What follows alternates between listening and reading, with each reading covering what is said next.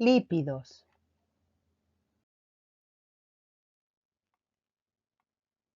Los lípidos son el grupo de biomoléculas orgánicas que poseen las dos siguientes características. Son insolubles en agua y en otros disolventes polares. Son solubles en disolventes orgánicos como el benceno, el alcohol, el éter, etc. Y los lípidos están constituidos básicamente por carbono e hidrógeno y oxígeno, pero en proporciones muy bajas.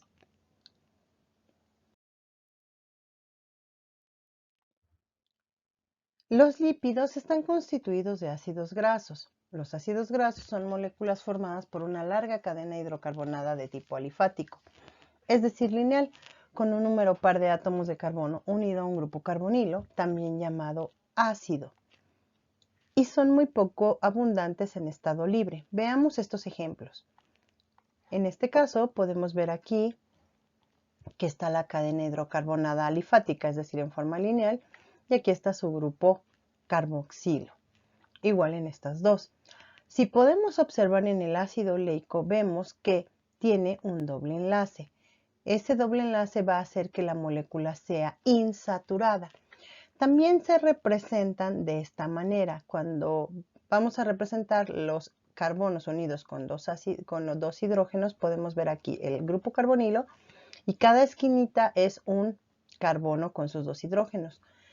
De esta manera, como si fuera un acordeoncito.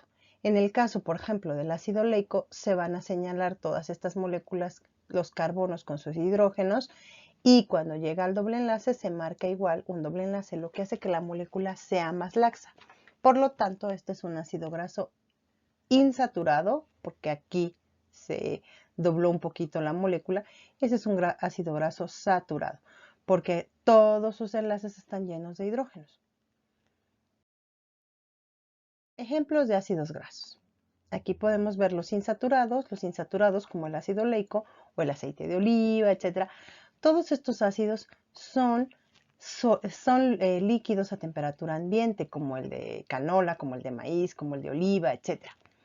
Y en el caso de los ácidos saturados, son de sólidos a temperatura ambiente, como la crema que usamos en la cara, o las mantequillas, o la manteca.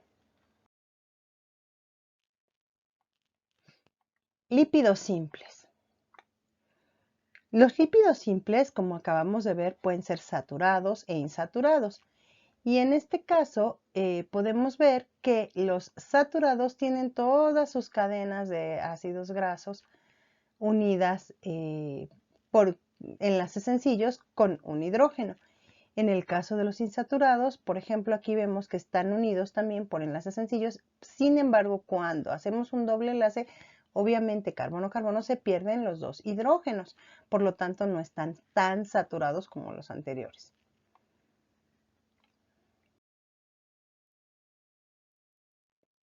Vamos a ver un ejemplo también de lípidos simples, como los triglicéridos. Los triglicéridos resultan de la unión de tres ácidos grasos saturados o insaturados a un glicerol mediante síntesis por deshidratación. Aquí podemos ver los tres ácidos grasos, aquí está su grupo carboxilo de cada uno y aquí tenemos un glicerol. Si recordamos, la síntesis por deshidratación se va a llevar a cabo entre los grupos carbonilo próximos de las moléculas que se van a unir. En este caso, aquí. Ahora, ¿qué va a ocurrir? Bueno, sabemos que se va a liberar una molécula de agua y se va a unir por medio de un oxígeno. Aquí está el oxígeno de cada uno de ellos. Y aquí están tres moléculas de agua que se liberaron.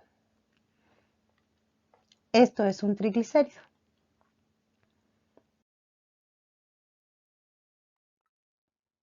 Lípidos complejos. Son lípidos cuya estructura molecular, además de carbono, hidrógeno y oxígeno, puede haber también un nitrógeno, fósforo, azufre o un glúcido.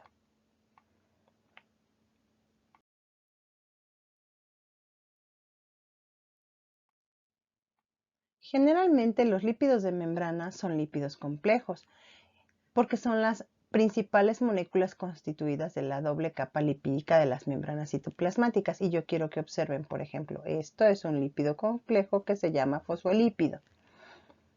Ahorita vamos a ver un poquito más adelante. Aquí está un colesterol, lo vamos a ver un poquito más adelante.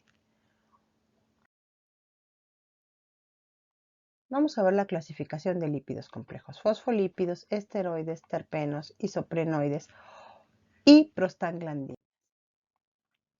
Los fosfolípidos son lípidos complejos que se obtienen a partir de un triglicérido. Como recordamos, los triglicéridos tienen un glicerol o glicerina unida a 3 ácidos grasos. Como vemos, aquí está la glicerina y aquí están los 3 ácidos grasos. Aquí tenemos el fosfolípido. Quitamos esta patita de ácido graso y lo intercambiamos por un grupo fosfato unido a una molécula que se llama colina. Este grupo fosfato es soluble al agua, por eso se le conoce como cabeza polar o grupo funcional polar. El glicerol, que también es soluble al agua, sin embargo, las cadenas de ácidos grasos, a ser lípidos, son hidrofóbicas y no se juntan con el agua, lo cual hace que esta molécula se le conozca como anfipática, porque tiene de un lado es polar y del otro lado es no polar. Y son las que forman los lípidos de las membranas, como vimos hace rato, que se veían las cabecitas con sus colitas. Bueno, pues estos son los fosfolípidos. Aquí está el fosfato y aquí está la cabecita de ácido graso. Esteroides. Los esteroides son estructuralmente diferentes a todos los demás lípidos, ya que se componen de 4 anillos fusionados, unidos a distintos grupos funcionales. Los números que vemos aquí es el número de carbonos que presenta este compuesto. Tienen hasta 20 en algunos casos. El base tiene 17.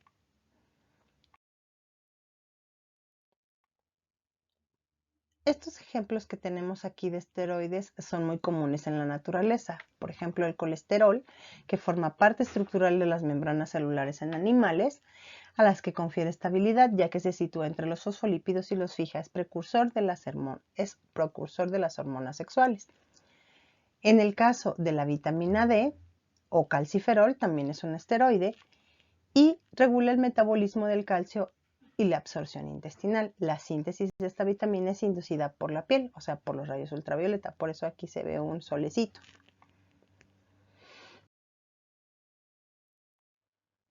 Hormonas esteroideas. Las hormonas masculinas son responsables de los caracteres sexuales masculinos.